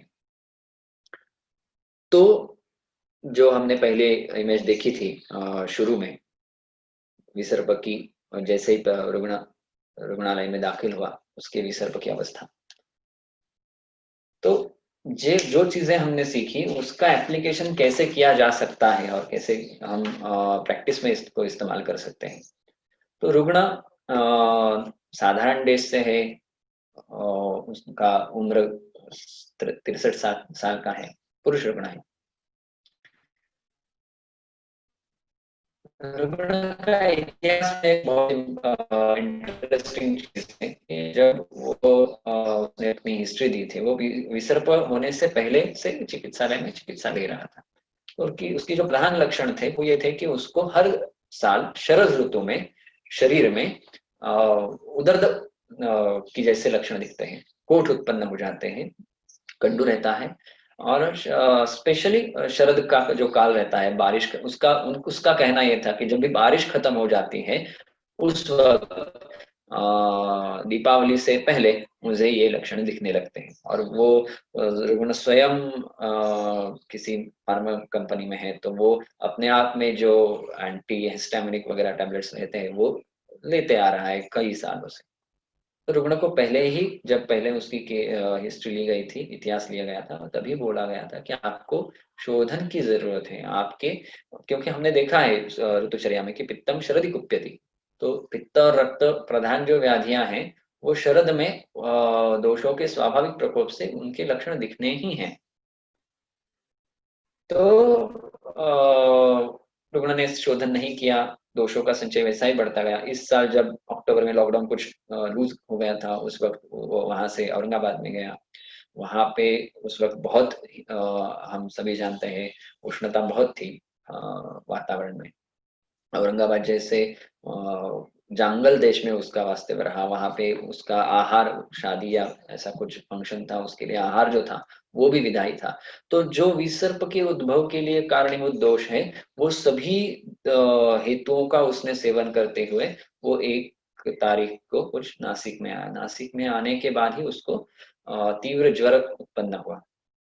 अभी देखिए जो हमने निदान स्थान में पिछली बार देखा था उसी तरह के लक्षण हैं। ज्वर, ज्वर के साथ पहले तो ज्वर उत्पन्न हुआ, उसने उसके लिए एलोपैथिक दवाइयां ले ली। उसके बाद ज्वर जैसे ही कम हुआ उसके पीठ पे पिटिकाएं उत्पन्न हो गई। और उसका आशुकारित्व विसर्प का कैसे रहता है, आज शाम को उसको 1-2 पिटिकाएं थी, उसने उसके लिए कुछ लगा लिया, कैलाश जीवन वगैरह कुछ उसको लगा, ऐसे ही कुछ कीटक दंश वगैरह रहेगा। दूसरे दिन उठा तो उसपे 10-12 पिटिकाएं थी। और उसी दिन शाम को उसका विसर्पण कक्षा की तरफ होने लगा था, जो हमने पहले स्लाइड में देखा है। तो वो विसर्प की अवस्था में आ गए दोष। और उसके बाद दाह आदि चिकित्सा हो गई, उसने पहले एलोपैथिक चिकित्सा ली। फिर बाद में जैसा होता है वैद्य की याद आती है और उन्होंने चिकित्सालय में आना उचित समझा। रुग्ण जो हमने अवस्थाएं देखी हैं, अभी विसर्प का रुग्ण मेरे सामने है तो पहले तो मुझे उसको शोधन देना चाहिए, लेकिन रुग्ण वृद्ध है, उसका वय 63 ईयर्स है, उसका बल उतना नहीं है, उसका सत्व बल कम है। शोधन के लिए सत्व बल भी इम्पोर्टेंट रहता है। सत्व बल उसका वो शोधन ले सके इतना नहीं है।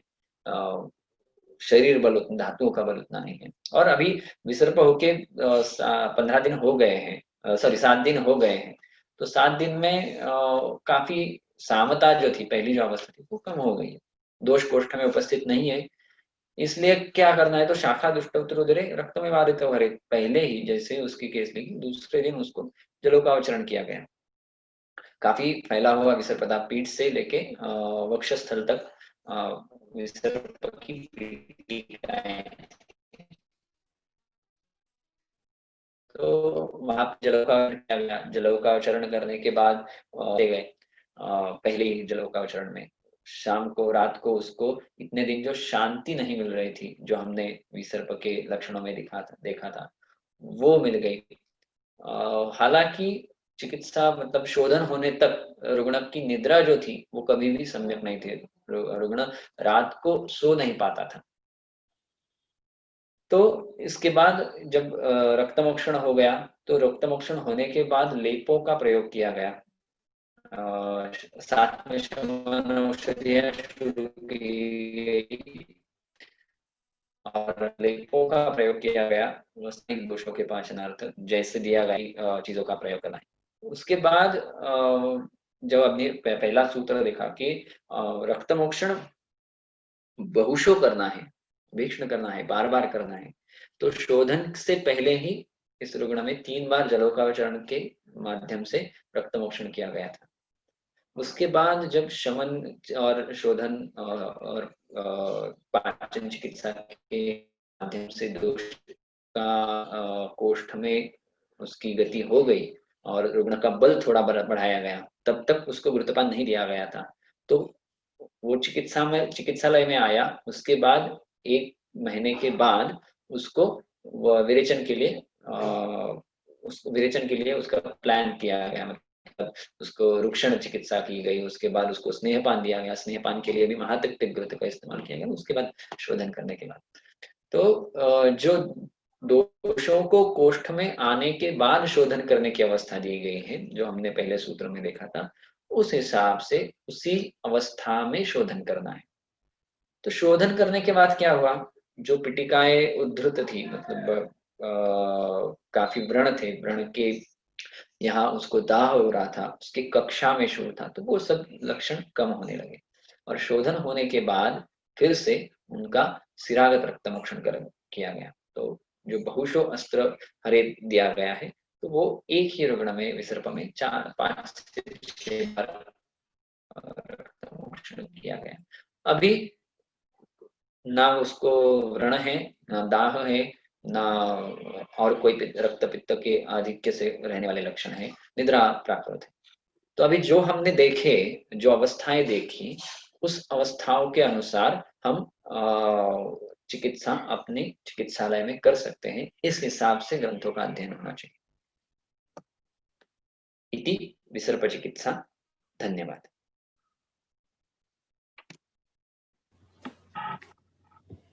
धन्यवाद सर। अगर किसी को विसर्प चिकित्सा के बारे में कुछ प्रश्न पूछने हैं तो वो चैट बॉक्स में डाल सकते हैं। ओके, पहला प्रश्न है, how do we decide when we can give जलोकावचरण और सिरावेद। ये जब हमें सूत्र लोका और सिराव्यधि किया, अभी इसी रुग्ण का उदाहरण लेकर हम समझ लेंगे इस चीज को। जलौका जलोकावचरण का अवस्था है, वहां दोष जब स्थान में संचित हो तब हम जलोकावचरण कर सकते हैं। जब पित्त का आधिक्य है तब जलोकावचरण कर सकते हैं। इस रुग्ण में जब पहले ही रुग्ण आया है, विसर्प का वहां पे विसर्पण हो रहा है, इस अवस्था में है, तो वहां दोषों का स्थान संशय निश्चित है। हालांकि रक्त और पित्त पूरे शरीर में संचरित होने वाले दोष हैं और उसके कारण उसको सार्वदेहिक लक्षण भी दिख रहे हैं, फिर भी वहां पे विसर्प की अवस्था में उस त्वचा मांस के आश्रय में दोष है, तो हम जलोकावचरण का उस वक्त इस्तेमाल कर सकते हैं। सिरावध उस वक्त इस्तेमाल करना है जब दोषों की अवस्था उस स्थान से सर्व शरीरगत शेष रहने वाले दोषों को निकालने के लिए सिरावेद कर सकते हैं। अभी इसमें भी हम सिराव्यध विधि में जो दिए गए अवस्थाएं हैं, उसमें अगर हमें ऐसा लग रहा है कि अभी इस विसर्प की रुग्ण में जो दोष हैं वो इतने बड़े हुए हैं कि उसको सर्व शारीरगत के पित्त के या रक्त के हरण से उपशय मिल सकता है, तो उसमें भी सिरावेद किया जा सकता है। मतलब ऐसा रूल बुक नहीं है कि पहले रलोकावचरण करना है और या फिर पहले रक्त सिरागत ही करना है। उस रुग्ण में दोषों की स्थान कहाँ पे है, उसके हिसाब से दोषों का बल कितना है और रुग्ण का बल कितना है, उसके हिसाब से हम इन दोनों में डिफ्रेंशिएट कर सकते हैं। 1 मिनट। हाँ, लघु वमन कब देना चाहिए? हाँ। ओके, सबसे पहले तो इसका जवाब जो है, अब एक मिनट हम स्लाइड ही देख लेते हैं। अभी ये शोधन की चिकित्सा है, मतलब लघु वमन। पहले तो लघु वमन ऐसा कुछ ऐसा मेरा मत है कि लघु वमन ऐसा नहीं होता है। मतलब वमन कम मात्रा में दिया गया वमन दोष। तो लघु वमन मतलब लघु क्या है, हम जो वमन के लिए औषधियां इस्तेमाल कर सकते हैं उनका प्रयोग कम करना है, दोषों का शोधन कम करना है। तो अगर इसके बारे में सोचना है तो वमन क्यों देते हैं हम। शोधन चिकित्सा जो होती है वो शोधन के लिए, दोषों को शरीर से बाहर निकालने के लिए, शोधन की जो व्याख्या दी गई है उसके लिए किया जाता है। उसका प्रयोजन यही है। तो लघु वमन मतलब कम मात्रा में दिया गया वमन कब दिया जा सकता है, तो उसके प्रश्न में ही उसका जवाब है, अगर दोषों का बल उतना नहीं है, उतना दोष संचय नहीं है, रुग्ण का बल बृहत वमन, पूरा वमन, मतलब ऐसा कोई टर्मिनोलॉजी तो है नहीं, लेकिन वमन सह नहीं सके, पूरे बल से वमन सह नहीं सके, उतना रुग्ण का बल नहीं है, तो उस अवस्था में हम थोड़े मात्रा में वमन करवा सकते हैं। लेकिन लेकिन इसमें एक चीज बहुत महत्वपूर्ण है कि दोषों का एक तो शोधन पूरा तरह से कीजिए या फिर बिल्कुल मत कीजिए। दोषों को शोधन के लिए जब हम लेते हैं, मतलब व्याधि के लिए, व्याधि के हिसाब से जब हम शोधन का प्रयोग करते हैं, तो शोधन के लिए जब हम किसी चीज का प्रयोग शुरू करते हैं तो ये ध्यान में लेना चाहिए कि हम दोषों को अपने मार्ग से चलित करने वाले हैं। तो अगर हमें पूरी तरह से पता है कि दोष का बल कम है, वो कोष्ठ में उपस्थित है और उतने ही दोष हैं जितने थोड़ी मात्रा में वमन से निकल जाए, या फिर दोष की मात्रा कोष्ठ में उपस्थित है और रुग्ण का बल बहुत कम है, बल बहुत कम है, लेकिन अभी अवस्था यह है कि उसको निकालना ही है, तो लघु वमन जैसी चीज हम प्रयोग प्रविष्ट कर सकते हैं। फिर भी मेरा यह कहना होगा कि पूरे दोषों को निकालने की क्षमता रहने वाले ही वमन का प्रयोग, शोधन का प्रयोग किया जाए। अगर आपको ये वमन और विरेचन के बारे में भी रहता है, मतलब जो दिया गया है कि उस घृत का प्रयोग न करे जो विरेचन न करे, मतलब उस घृत का प्रयोग कर सकते हैं जो विरेचन करे, तो वो शोधन ही है और थोड़ा थोड़ा ही होने वाला है। तो थोड़ा थोड़ा दोषों का शोधन किस अवस्था में हम करते हैं, तो दोषों का बल अल्प हो, रुग्ण का बल अल्प हो और उतने ही दोषों का शोधन करने से उपशम मिल जाए, यह निश्चित हो, तो थोड़े प्रमाण में लघु वमन जिसको कहते हैं उसका प्रयोग किया जा सकता है। फिर भी मैं फिर से एक बार वार्न कर देता हूँ कि अगर उसका जो जजमेंट है वो अगर गलत हो जाए, तो जो विसर्पणशील व्याधियां होती हैं जिनमें रक्त यह दूष्य बहुत प्रधान होता है, उनमें अगर पूरे दोषों का शोधन न किया जाए तो दोष चलित होके उस व्याधि को पहले है उससे बढ़ा देते हैं। तो अच्छा यही रहेगा कि जो अध्याय में दिए गए क्रम है, शोधन की अवस्थाएं, उसके हिसाब से शोधन दिया जाए।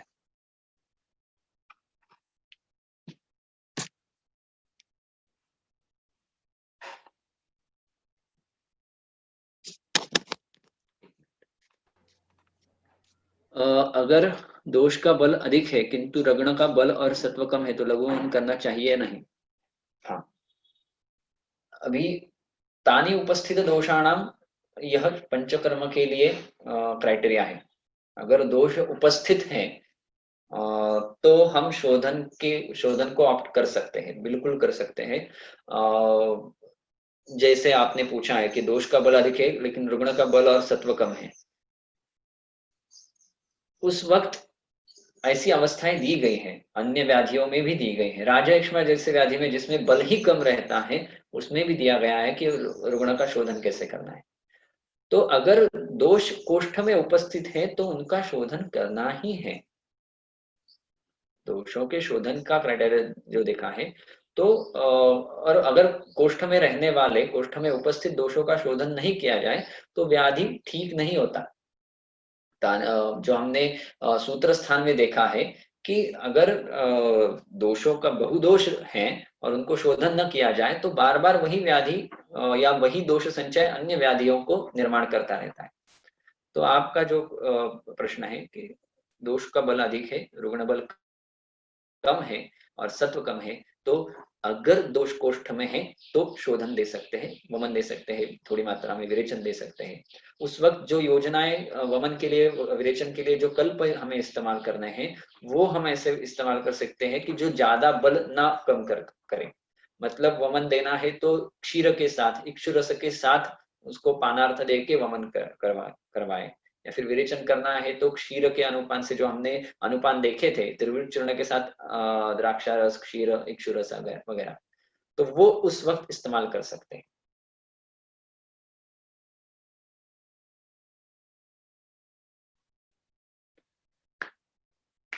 भीरू अल्पसत्व पेशेंट में पूछा गया था, तो भीरू जो रुग्ण होता है उसके बारे में मेरा यह अनुभव है कि सबसे पहले तो जो शोधन अनर्ह कहे गए हैं उसमें कौन सबसे ज्यादा तकलीफ देता है, तो उसमें भीरू रुग्ण होते हैं जिनका सत्वबल कम होता है। क्योंकि जब शोधन होता है तो जब दोष चलित हो जाते हैं तो उन दोषों, वो बलवान रहते हैं पहले तो, और शरीर तो उनका घर है तो वो घर छोड़ने के लिए तैयार नहीं रहते।